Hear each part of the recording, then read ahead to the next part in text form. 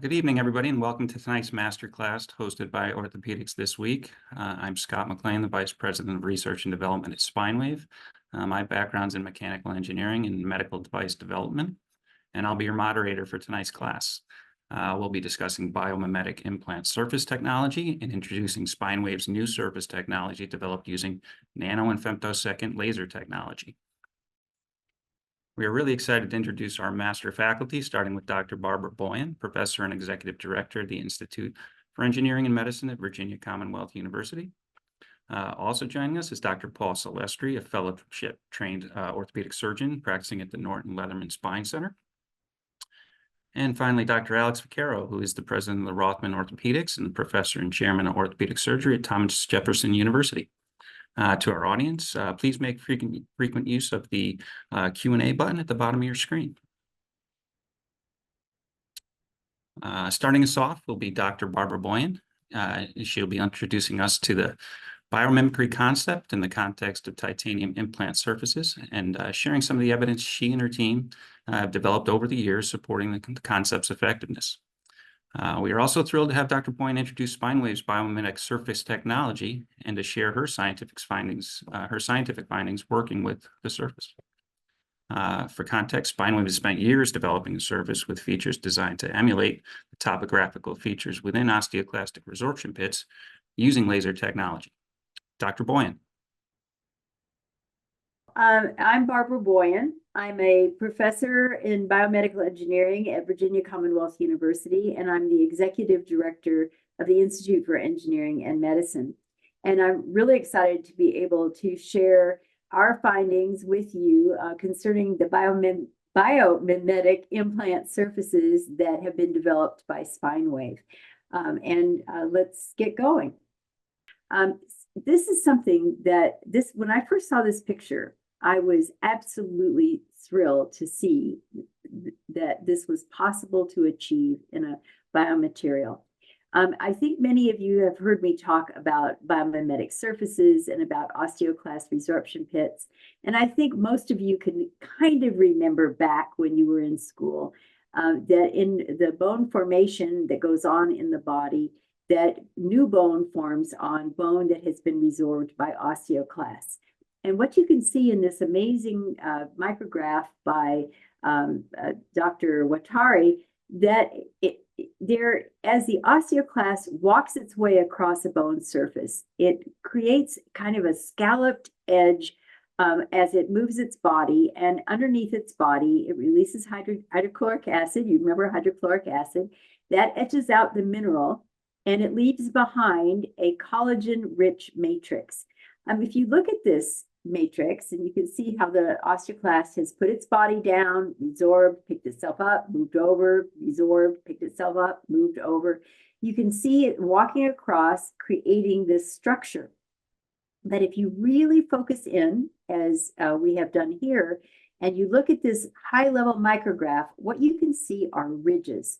And these ridges are very characteristic of the way collagen is laid down in the extracellular matrix of bone. Now, I've never seen a micrograph this beautiful before, but if you don't get my excitement, there's something wrong with you. And we're going to talk our way through this because this is really a special observation. This is the normal bone surface created by osteoclasts. This is how it looks in high magnification. Many, many years ago, we started to ask ourselves, what was it that you could do to a titanium surface to make it more attractive for bone to form on it? And this is one of our micrographs where we took bone wafers and we put osteoclasts on them, and we let them etch the surface for different periods of time. And you can sort of see that same pattern. You see these little scalloped edges. We didn't have the beautiful micrograph at that time to look down at the core, but we tried to recapitulate some of those features, and we did that on a dental implant that had a grit-blasted and acid-etched surface. This material is called SLA, and we were interested to see would the cells behave the same way on a metal surface as they were behaving on a real bone surface. So if you look over at this graph, you can see as longer that we etch that bone surface with the osteoclasts, that the cells, this is always our control. It's tissue culture polystyrene or plastic, because we can see, you can't see through bone and you can't see through titanium. So this is what they do on tissue culture polystyrene. They love to grow on tissue culture polystyrene, but they don't become osteoblasts very readily. But when we move them onto the osteoclast resorb surface, the numbers go down, the numbers of cells go down. Now, you could be concerned and you could say, well, something is wrong here. But no, it's not wrong. These cells, the cell number may go down, but they are becoming wonderful osteoblasts, and they are producing a protein that's associated with that called osteocalcin. This is a protein that they produce and they put in the matrix to help with their it's involved in many different aspects of bone biology. And now we want to see, did we recapitulate with the osteoclasts anything that was similar to what was happening on the titanium surface? And here is a machine titanium, behaves very similar to plastic. We make that surface rough, like this picture here, but still, when it's an osteoclast resorb surface, they behave much more like a fully differentiated, very happy osteoclast, and they are producing a whole lot of osteocalcin. So what is it about that osteoclast surface that is so special? And that's really what we're trying to now recapitulate in a material. To get a better understanding of what features have to be there, this is that SLA surface. You can see these kind of craters, these scallops that are formed by the grit blasting and acid etching. And if you look at the surface up close, you can see that it is not in ridges. It's grit blasted and acid etched. It's little smaller craters and smaller craters. It has a microscale surface and a submicron scale surface. We tried to recreate that surface in a model system. So this is made exactly the same way that you would make a computer chip. It's made by photolithography. And we were looking at the crater size, which you see here. Osteoclast resorption pits are 30 to 100 micrometers in diameter. And then we acid etched it. This is what it looks like up in high mag. And you don't see those ridges, but you do see that there is a microscale and submicroscale roughness to this. And the story holds that if we now look at the cells on this surface compared to the model surface, the cell number goes down and osteocalcin goes up. So we're pretty confident that comparing cell number to osteocalcin is telling us that these cells are becoming osteoblasts. Well, that's great. But what if we could get a surface that looks just like that surface that is at the basement of an osteoclast resorption pit? And I'll be darned if SpineWave didn't do it. So here we are. We are looking at the surface of a titanium aluminum vanadium disc, and it has been treated with the nanosecond laser, so nanosecond pulses of laser. And you can see how we get this kind of morphology. And if we then add on a femtosecond laser, even faster little pulses, all of a sudden, what we're looking at these ridges. And boy, if they don't look like the basement of that osteoclast resorption pit, I don't know what does. So we've created a structural element on a metal surface that is a real biomimetic of the biology. Now, I really want you to focus in on this because I get excited. And if you're not excited, I can't work with you. You've got to get excited. Here we are looking at it in lower mag. We increase the mag and we can see these little ridges. And if we get even higher mag, here's all these laser ridges that are forming. And here we add the femto laser. And wow. Is that not wow? That is wow. Okay, is this in your brain, in your memory bank? There it is again. Here's real biology. Here is what happens when we laser the titanium, aluminum, vanadium. Real biology, laser. Okay, so does any of this matter in life? And now we're going to look at, does it matter? Because that's beautiful pictures of very, very, very lovely stuff. And for someone like me, I'm now already, okay, what's going to happen biologically? So we're going to test two different versions of this. One is in 2D, where we machine the surface and then we treat it. The other is in 3D. We 3D print a surface, and that has a natural roughness to it from the 3D printing. You can see smoother, rougher. And we now do the nano femto processing, and that's a wow. Okay, so it does matter.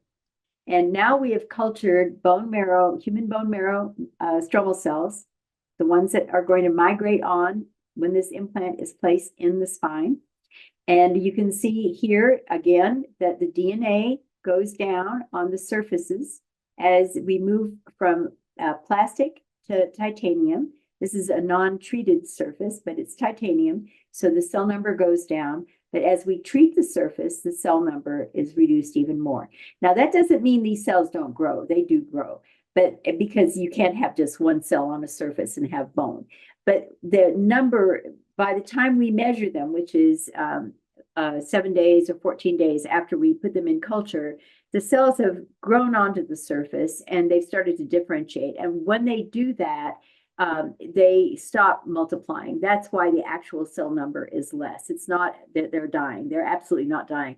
They are have already gone through divisions, and now they have started to differentiate. On the plastic, they just keep dividing. And here you can see just what biology tells us we should see. You see that the moving on to titanium, aluminum, vanadium, they start producing more osteocalcin, but on the nano plus femto lasered surface, they are becoming wonderful osteoblasts. And on the 2D surface, we see the same thing. We see the cell numbers go down, we see the osteocalcin come up.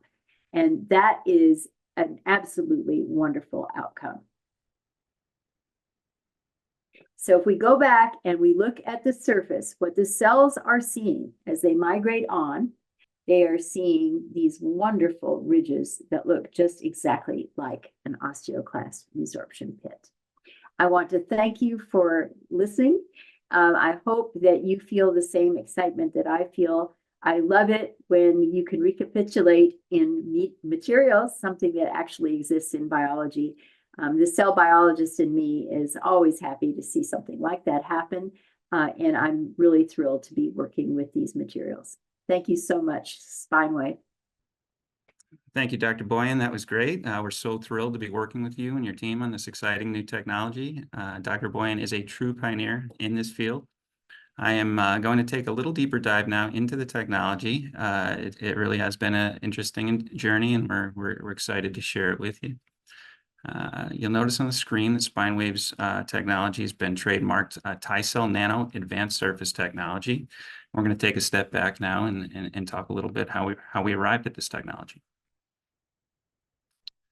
So we always start with what we know. It really starts with the diminished usage of PEEK implants in the field. Really suggested to us that surface technology is important to surgeons, as surgeons saw fibrous encapsulation of PEEK implants and saw a significant shift to titanium implant usage. We've seen a trend of companies seeking biomimetic strategies for implants, and around that, there's a lot of marketing noise with not a lot of scientific evidence. In the case of Dr. Boyan and her lab, there is a growing body of evidence that nanoscale and submicron scale features promote cell signaling. And again, Dr. Boyan is responsible for a lot of that evidence. We also know that there really few technologies exist today to produce features at that submicron and nanoscale, especially in a repeatable manner.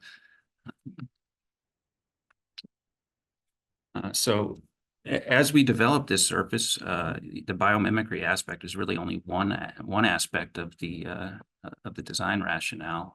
There are many things we're trying to achieve with the surface design, including durability. We want the surface to be able to withstand the rigors of implantation and biomechanical loading without fracturing or delaminating. We wanted a tactily rough surface that offered a lot of friction so that the position of the implant is maintained and the correction of the patient is maintained without retropulsion. We also wanted to include porosity. We believe porosity is important to provide an interlock between the bony anatomy and the implant to combat implant migration and retropulsion. Dr. Boyne spoke a lot about the cell signaling aspect and the nanotest technology aspect that we are seeking to include in this design. And finally, the economy of manufacture. We really needed something that can be made economically, that could be scaled, and could produce the surface very repeatably and accurately.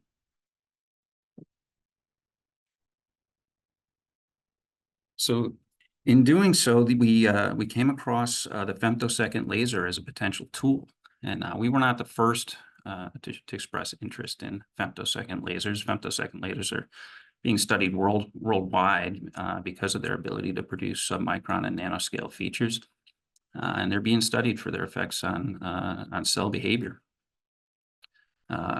We like this option because the laser process is clean.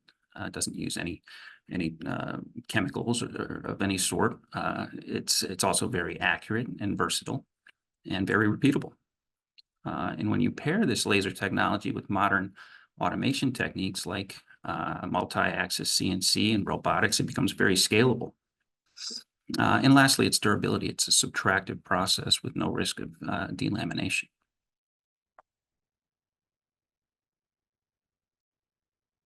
So here's a look at our dual source laser texturing process. So we're talking about femtosecond lasers. We're actually using a nanosecond laser initially, and that's a bit more of an aggressive laser.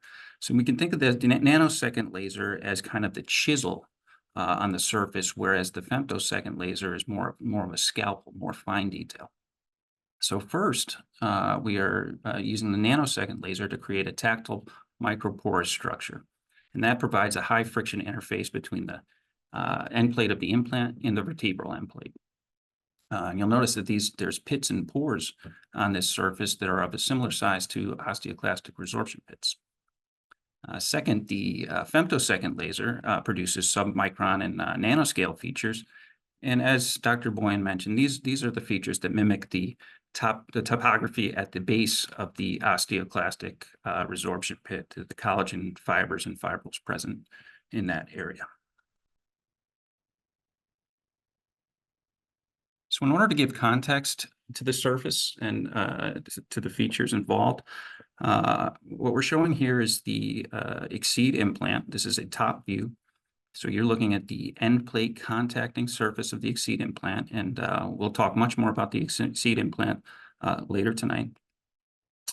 And that circle that's drawn on that surface is the approximate diameter of an audio jack that you would plug in on, say, an airplane. So we're going to take a look down the barrel of that circle, of that audio jack, and this is what you would see. So this is you can see the rough textured surface, and this is what you see and feel on the implant surface. And if you look closely, you'll start to see those pits and pores that we were discussing. So I'm going to zoom in right down the barrel of this audio jack.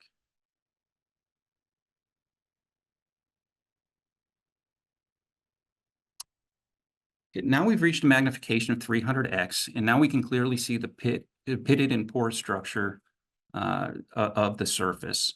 And you'll notice we have a circle drawn on here. This circle is 75 microns, which is similar to the diameter of an average human hair. And as you look at the pits and pores, again, you can see that they are of a similar size to that circle, indicating that we are in the range of the size of osteoclastic pits with these pits and pores. Now, if you compare this to an osteoclastic pit, you'll notice right away that the pits and pores that are produced are much, much deeper than the osteoclastic pits. And that's by design. We did that intentionally so that we could have that nice tactile rough surface. It's those deep pores and those protrusions associated with them that create that surface. So given the hydrophilicity of the surface and the ability of the surface to draw fluids and cells towards its surface, we felt that we would be able to maintain the function of the osteoclastic pit regardless of its depth. So we're going to now look a bit at how we quantify the size of these features on the surface. And at this scale, the micro scale, we use a laser confocal microscope, and that quantifies the surface roughness for us. And that's really useful in monitoring quality. That we have the same features from device to device. This is a very rough texture with an average roughness of 38.5 microns, which is similar to a heavy grit sandpaper feel. This technology is useful for estimating the size of those pits and pores, as we said, by tracing a plane through the surface. We can deduce the size of those pits and pores, and we estimate those pores to be about 50 to 100 microns in size. Again, replicating the size of the osteoclastic pit very closely. Okay, so now we're back to that human hair, and we're going to go and zoom in deeper.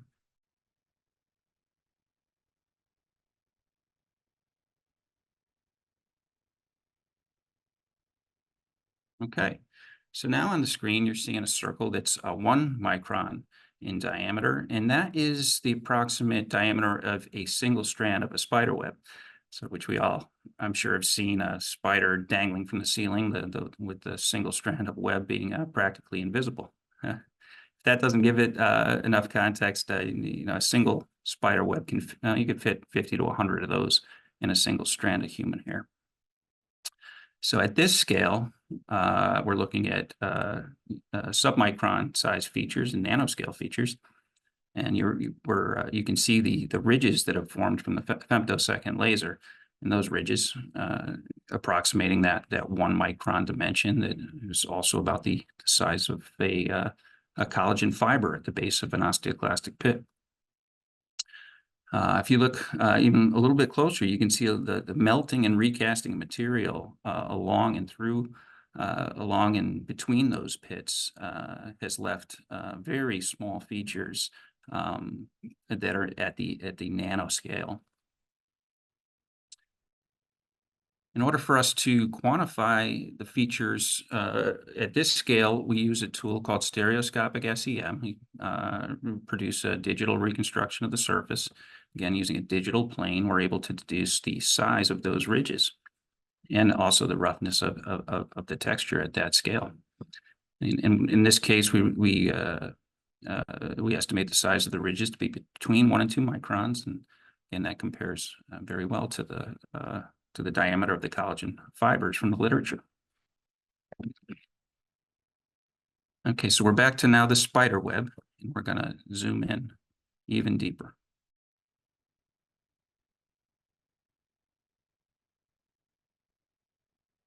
Okay, so now we're truly looking at nanoscale. This is a magnification of 200,000x. We have a circle in the middle there with a diameter of 100 nanometers, which is roughly the average size of a virus, a flu virus.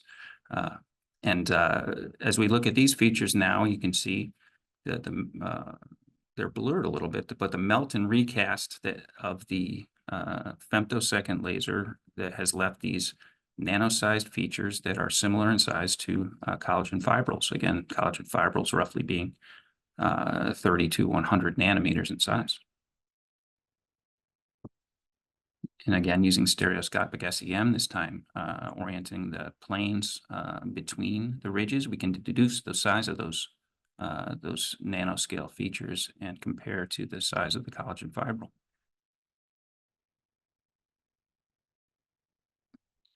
So to give this a little more context, what we've done is we've imaged competitive implant surfaces, so competitive titanium implant surfaces at different magnifications, and compared both to the osteoclastic pit micrograph that we have, as well as the TiCell nano surface.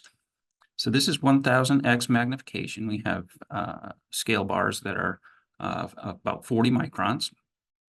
And you can see in the bottom left that we're looking at the TiCell nano surface with the pits and pores that are roughly 50 to 100 microns in size, and how that compares nicely to the diameter of the osteoclastic pit. And again, we have much deeper pits and pores, and that is by design. The competitive implants, the 3D printed, plasma spray, grip blasted, and acid etched, you can see all have different levels of roughness, all in very random pattern, and you know that there's really no organized structure to the features. So the next magnification we're going to look at is 10,000x with scale bars of 3 microns. And this is a useful magnification to look at the ridges on the spine wave surface intended to replicate the collagen fibers in the osteoclastic pit. And again, looking at the competitive surfaces, while there's again plenty of roughness, we're just nothing organized in that sort of manner to mimic the collagen fiber. And lastly, we're going to look at the submicron and nanoscale. This is incredibly high magnification of 75,000x. We're looking at 500 nanometer scale bars. And what's interesting when we get this to this level of magnification is how much detail is still present on the spine wave surface in comparison to the competitive surfaces. Now, I'd love to show you the collagen fibrils in the osteoclastic pit, but the radiograph just doesn't have the resolution to get us down to that level. So you'll have to take my word for it on that one. But the literature that we have and the measurements we've taken, we believe that those little nanostructures do compare very well. And again, the detail on the on competitive titanium surfaces is just significantly diminished at this magnification. So in summary, the dual laser process that SpineWave has developed is a clean, versatile, and scalable process. It can be effectively applied to both machined and 3D printed substrates. It provides a durable, high friction porous structure on its surface. It aims to combat implant migration and retropulsion. It also provides measurable biomimetic representation of the size of or diameter of an osteoclastic resorption pit, the size of the collagen fibers present at the base of the osteoclastic pit, and the size of the collagen fibrils that those fibers are composed of. Lastly, with the work done in Dr. Boyan's lab, the TiCell nano surface increased osteoblastic differentiation of MSCs cultured on the surface over both machined and blasted titanium and 3D printed titanium. Thank you for your attention. I'm excited now to introduce you to Dr. Paul Celestri, who will be speaking in on our first application of the TiCell nano surface on our Exceed biplanar expandable implant. Good evening, everyone, and thank you for joining me for this masterclass sponsored by SpineWave. My name is Paul Celestri, and I work at the Norton Leatherman Spine Center. I was a fellow here from 2012 to 2013, and I've practiced in New Orleans, Louisiana at the Ochsner Medical Center up until recently. This evening, we're discussing the Exceed biplanar expandable interbody device, as well as its TiCell nano surface technology. I've been fortunate enough to work with this device over the past 9 months, doing about 75 T-lifts with it. Briefly, the Exceed cage is a biplanar expandable cage with a unique surface technology that you've already heard quite a bit about earlier this evening. I found this cage to be extremely powerful in terms of its ability to recreate disc height as well as lordosis, and to avoid common pitfalls of TLIFs, such as cage extrusion and end plate fracture. As you can see, the surface technology is only on the superior and inferior sides, which allows smooth passage of the cage past the neurological elements. The roughness of the surface technology seems to help prevent against cage extrusion. One thing that I've noticed with the Exceed cage, as opposed to other expandable interbody devices, is a significantly lower incidence of subsidence. I honestly have not seen any of these cages subside into the end plates, even with very aggressive attempts at disk space expansion. This is likely related to two fundamental properties of the cage. First, the cage has a biplanar expansion. So if you look at the cage on the left, compared to a conventional TLIF cage, you'll see the absence of a graft chamber in the Exceed cage.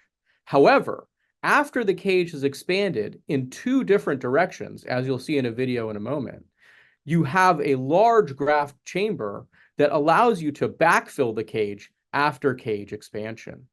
This creates greater surface contact and also, in my opinion, creates greater ability to restore disc height.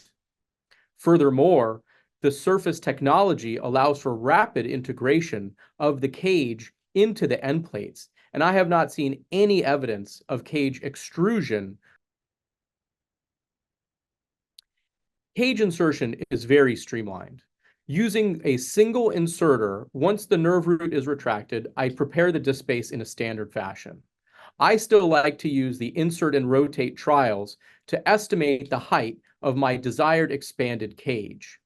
Like I said earlier, this cage is very powerful in terms of its expansion, and you can push it pretty far in terms of being aggressive about your ability to restore disc height. This inserter then allows you to insert bone graft back through the insertion handle without having to change it or change anything out from the cage, which I think is extremely safe. In this brief video, you will see how the cage can be not only expanded, but also backfilled with graft. Here you can see using the T handle to drive that wedge forwards, fully expanding the cage in a biplanar fashion. You will both feel and hear a click when the cage is completely expanded. Then the rod that drives the cage expansion is removed, and you can insert the graft packing device directly through the cage insertion tool. This is a very robust interface and allows you to aggressively backfill the cage as well as the disc space without any risk of bone graft extruding from between the inserter and cage interface.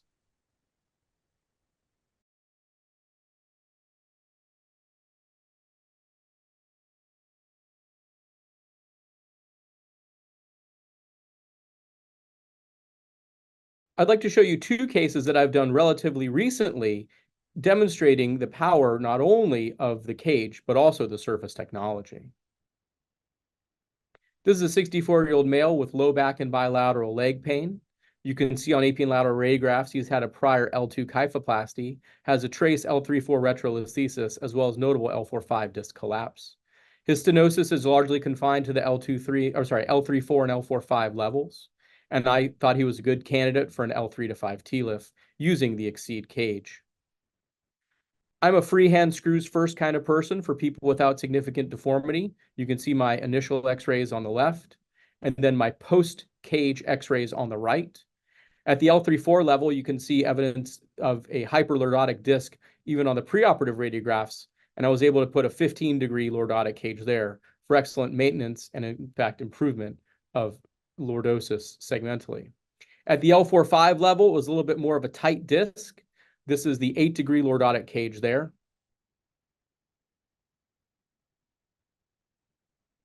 And then this is the 4-month postoperative x-ray with no evidence of any cage migration, and I would say early bone formation, particularly in the L3-4 disc.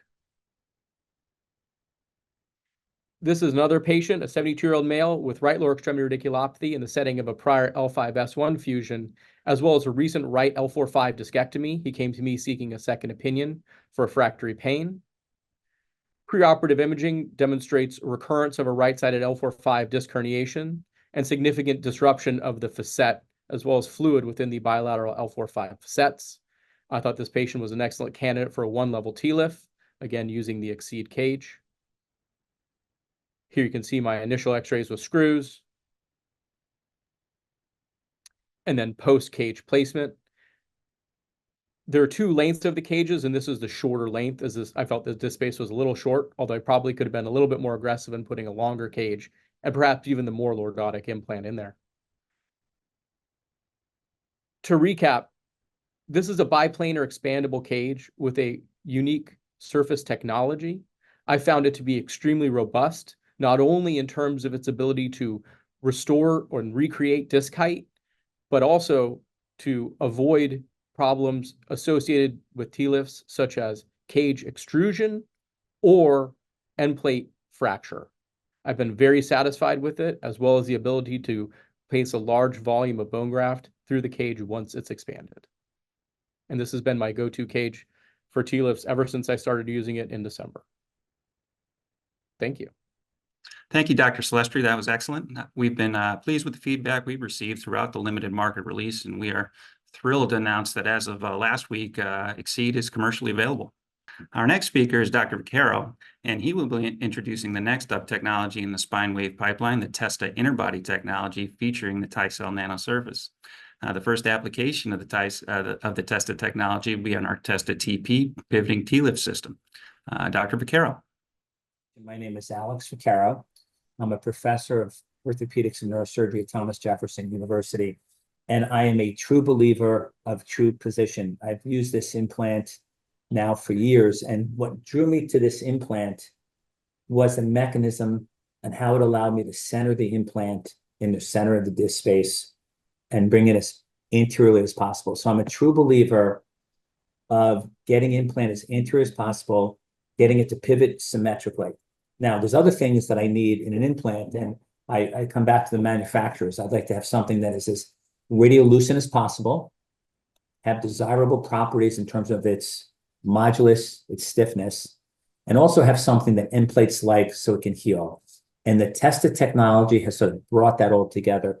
We've seen an exhaustive presentation on the TiCell Nano Advanced Surface Technology, and that is great because bone cells love it. Collagen fibrils, cells attach to it, cells come to it, and it's perfect. I like it because it prevents graft migration. And I used to use other similar designed implants, but because of their peak surface and the surface technology, they tended to migrate. This type of technology is designed so as not to migrate, which is great. So I love the geometry. And if you look closely in the top left picture, you could see how this sort of a buckle design, and I'll show that further, because I don't want something as stiff as a solid piece of metal. I want something that mimics PEEK, that's more compliant. And we'll see that as we go forward with the various attributes of this technology. Now, take a close look at this slide. This is a brilliant design. You take a stiff metal, and again, people talk about the concept of modulus when they talk about an implant. You really should not talk about modulus in an implant. It's a material property. So a piece of metal has a modulus. You can take that metal, design it the way you want, and you could change its compliance. So if you look closely at this sort of buckle design, this allows compliance in the disc space, which in my opinion helps bone healing. So they've decreased the amount of titanium in the wall. It's still strong. It allows for radiolucency, but it also allows for some movement, which is the compliance that you want, especially in the disc space, as you want to induce healing. You don't want this implant to be too stiff because it then can subside. So it's a beautiful, beautiful design in and of itself. Now, we've talked already in this presentation about the TiCell Nano Advanced Surface Technology. And then you take that and then you make pores, and the pores are between 400 and 600 because we know that various bone cells like that type of porosity. They sort of migrate into that type of porosity. And the TiCell Nano Advanced Surface Technology allows it to be hydrophilic. So you can see the implant in the middle there absorbing blood in the bone cells, and that takes it into the central chamber, which is where we keep bone. So we have a large central chamber, if you look at the top left, to allow us to put the bone graft in the implant. The surface technology allows it in a hydrophilic way to bring the nutrients to that bone graft, which is great. And if you look at a lot of the different types of implants out there, you really don't have space for the bone graft. And it almost becomes a spacer rather than a grafting device. So we have to keep that in mind. Now, if you're familiar with the true position technology that we had in the past, it was great. You could do it minimally invasively. You don't have to drop your hand back or drop your hand forward. You don't have to pivot. You place the implant in, a few maneuvers with the handle itself, pull the trigger, and it rotates the implant exactly where you want it to go. And the bottom left picture shows exactly where the implant lines up. And again, take a look at the radiolucency. It's not a thick piece of metal. You could see through it except on its boundaries. So this true position technology, it's easy, it's reproducible, and it places it exactly where you want it to be placed. And there's etchings on the side of the instrument itself, so you can see the depth. So from a minimally invasive perspective, you don't have to move yourself or put tension on the skin edges, which is perfect. So it's something that surgeons like myself who want to put the implant as anteriorly as possible. And here's a perfect example. It looks like a shell. In that shell is the bone graft. So you're having it contact the end plates. It's compliant. So there's some motion. So sort of Wolff's Law, it sort of helps bone to grow. It helps the bone cells to be attracted to the surface contour. And if you look in the graft on the right, implant stiffness, that's a more important term to use. Implant stiffness, we should use modulus, as I said before. And you can see titanium. A piece of titanium is so stiff, it's going to subside. If you look at PEEK, it's exactly what you and I like. It's very, very compliant. And now we have the benefit of a metal technology, which we know that cells love. Cells love titanium in a general sense more than it loves PEEK, depending on the surface technology. And now you're taking something that's strong, ductile, compliant, and you put it in the space, and you have a stiffness that's almost similar to PEEK. So it sort of combines all the things that we want to do. So the selling point, besides the implant itself and how it helps fusion to occur, is the technology of delivery. That's an example. You can see the straight instrument. You see the little circle there. It allows the implant to pivot, and then you release the implant. So you have optimal control. You don't have to have a large skin incision. It could be a small skin incision to place it. And once you learn exactly where you want to place it, it's reproducible on every single case that you do. And here's a video that shows us exactly how this works. And I'll press play here. So you'll learn how to attach it, how to release it, how to loosen it. And there's a little switch on the side that you press, and you see how he's pulling the trigger and it rotates. And once you get it exactly where you want it to go, and look at that, perfectly placed anteriorly, symmetrical like a banana cage. And then you release the mechanism, you take it out. And there's a little metal bar on the side. So I've done so many of these cases where I want to remove the case for whatever. Say the patient at a later date needs a revision for whatever reason. Say there's an infection. There's a little hook that goes in and hooks on to where this instrument attaches to, and you just put it around and use a slap hammer and take the graft out if it wasn't completely healed. So this is the type of design. The implant itself, I love.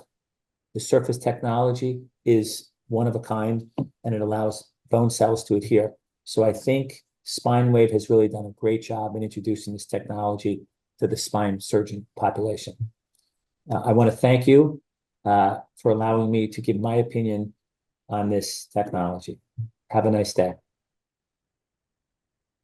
Thank you, Dr. Vaccaro. That was excellent. Testa TP will be the first of many devices in the SpineWave pipeline to feature Testa interbody technology, and we expect limited availability of the Testa TP system at the end of this year. Thank you to our master faculty for their talks, and we now have some limited time for some questions from our audience. Again, if you have questions or comments, please use the Q&A button. Our first question is for Dr. Boyan. I noticed in early slides you were referring to decreases in cell number. When you showed the SpineWave results, the chart said DNA. Can you explain the change from cell number to DNA? It's actually the same number. So every cell has the same amount of DNA. And when we want to quantify something really exactly scientifically, rather than counting the number of cells, we actually measure the amount of DNA. And you can divide by the amount of DNA in a cell and you would get the number of cells. So it's just a more accurate scientific number. It's telling the same story. Thank you, Dr. Boyan. Our next question, are there any concerns about your ability to position the implant in the desired location with the increased friction/roughness of this surface? Dr. Vaccaro, can you comment on that? Sure. What happens is I hate fluoroscopy. So when you get used to it, and you may have to use fluor initially when you use this product, but you get used to the depth because of the etchings on the side, and you get used to exactly where you are in the disc space when you pull the trigger to make it symmetrical.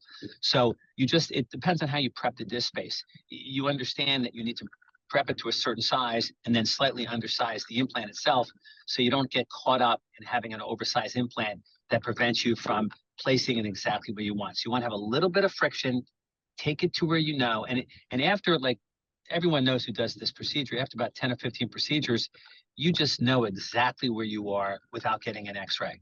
Now, if you want to use fluoro, which I'm totally against, you could use fluoro to position it on the AP and lateral, but I'm going to tell you right now, radiation is your enemy for the rest of your life. So just get used to understanding the equipment on how to know the depth and the symmetry in the disc space itself. And with this technology, you can do it. So slightly undersize the implant and you shouldn't have a problem, because once you expand it, it's not a problem for the expandable, but for the TiCell, you know exactly what to do. So after you let off the distraction, it'll close down on a static implant itself. Thanks, Scott. Thank you, Dr. Vaccaro. Dr. Celestri, you have a lot of experience with the surface now. Can you comment on the ability to place the implant where you want it?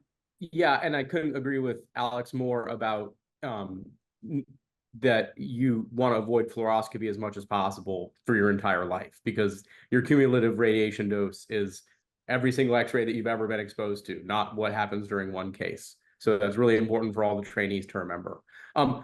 As much as we've talked about surface roughness, the cage is not rough in any way.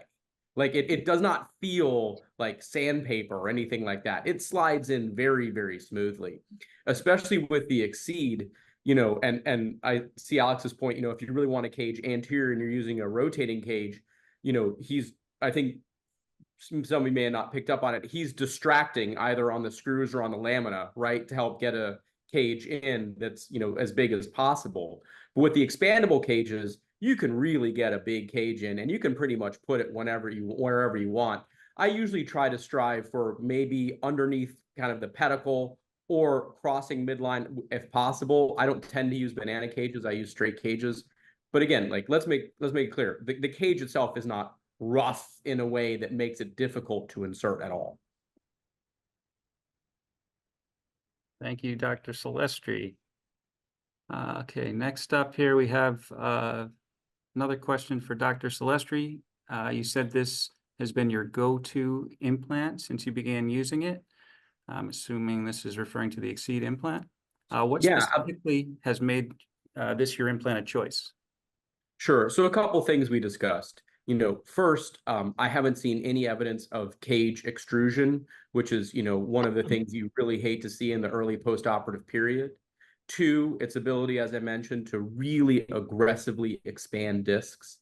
And then three, and this is something that Dr. Vaccaro mentioned as well, the ease of insertion. When you're teaching residents, when you're teaching fellows, you want to have something that is robust, but that the connection between the implant and the inserter is very, very strong. It's not going to fall off. It's not going to misfire. It's not going to fail to expand.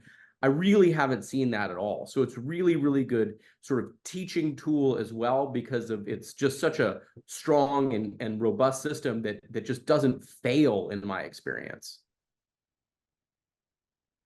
Thank you for that, Dr. Celestri. Next question. Do you believe there's a true clinical benefit from this type of surface? Dr. Vaccaro. So it's interesting. All the science out there tells us that cells like metal, as Barbara Boyan just said, and she went over it in detail.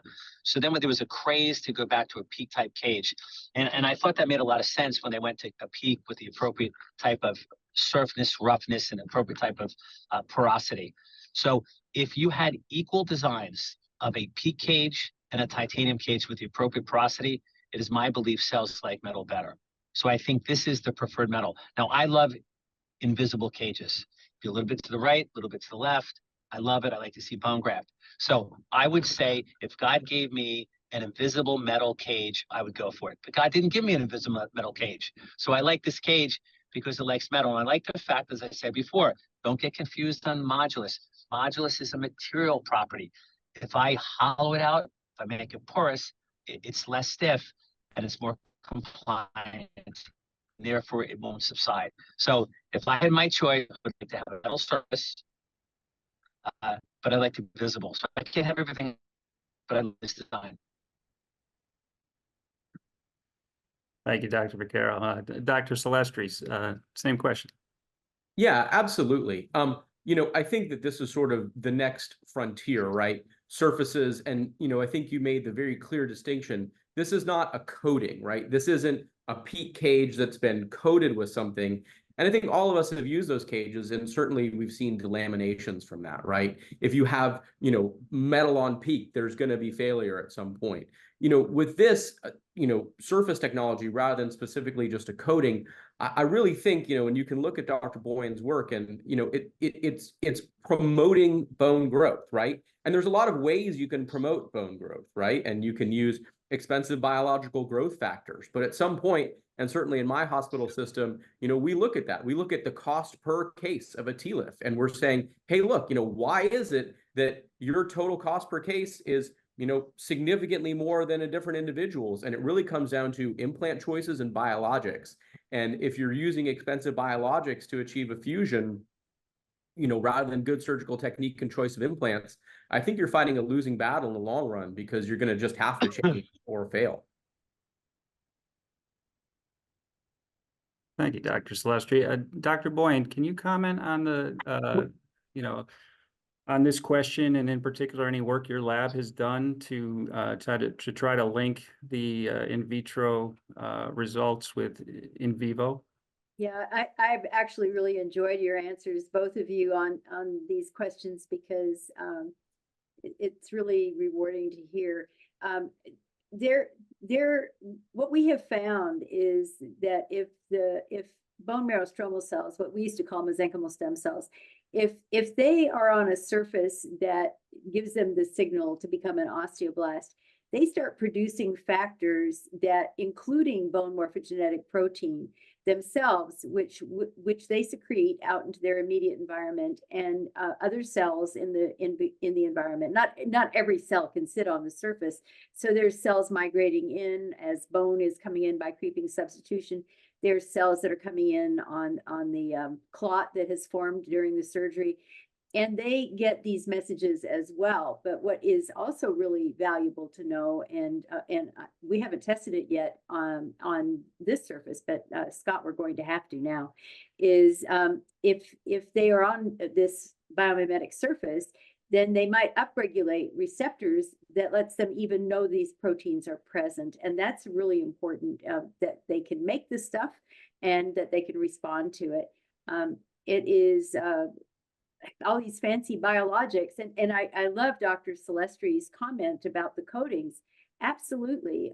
If you engineer it correctly in the first place, and I was taken with the care that SpineWave has put into figuring out how to manufacture these implants. If you make the implant right in the first place, you really don't need those coatings. And in fact, I think that they could even lessen the value of the response that you would get from a well-designed surface. Thank you, Dr. Boyen. Okay, next question. How does a laser process work inside porous implants? So I can take this question. I think what the question is asking is, if you have a porous implant, how can that laser access the various struts that are present inside that porous implant? And as you can see in the slides that Dr. Vaccaro presented, we do have porous implants in development that include the TiCell nanotexture on the porous structure, and that's really due to the ability of a laser to work at different depth fields to access those different areas of the porous structure. Next question, is there any issue with osteoporotic patients with end plate collapse and an aggressive disc expansion? Dr. Celestri, can you take that one? Sure. I mean, absolutely, right? And I think that there's a couple of strategies to mitigate that. So first, as both Dr. Vaccaro and I mentioned, we use some sort of distraction, right, to help enlarge the disc space. So that's either, using a laminar distractor to distract on the residual lamina of, say, L4 against L5, or using a pedicle screw-to-screw distraction system. So that's one way to help open up the disc space. So rather than just relying on the implant to recreate your lordosis, you're first opening the disc space. As I mentioned, I then trial. Now, previously, or if I'm using a non-expandable cage, if I can get an 11 in, I'll probably end up putting a 10 cage in, sort of like Dr. Vaccaro mentioned. You might want to undersize a little bit. With the Exceed expandable cage, if you can get an 11, insert and rotate cage in, I would definitely put in 11 if you're comfortable, because again, the cage, although very powerful in terms of its lifting, you've already done a lot of work of the expansion already. Now, in a patient who doesn't have osteoporosis, if you want to push it even more, right, if you can get, well, I got an 11 in, but this device is powerful enough, I think I can probably put a 12. So again, you have to know your patient a little bit, right? You don't want to be trying to slam the biggest possible cage into really, really weak end plates. But at the same time, within reason, I think you can have a lot of confidence in this cage's ability to help sort of expand the disc space. Thank you, Dr. Celestri. Question we have here is, this is a process question, so I'll take this one. What is the processing time with the combo of Nano and Femtosecond on an inner body? I can't tell you to the second, but I could tell you it's probably in the order of roughly 1 minute per implant.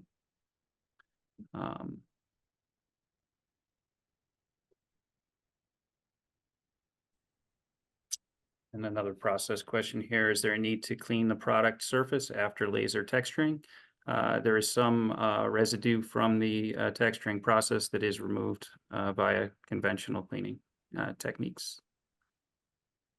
So we are now out of time. I want to thank the audience for those thought-provoking questions. This has really been an outstanding discussion. It's really truly amazing to witness the progress of the manufacturing and the imaging and measurement techniques to allow these types of development in biomimetic solutions. Thank you to our master faculty for a great course, and thank you to our audience. And finally, a recording of this masterclass will be available over the next couple of weeks at ryortho.com. So please watch for that. Have a good night. And this ends our masterclass on biomimetic implant surfaces.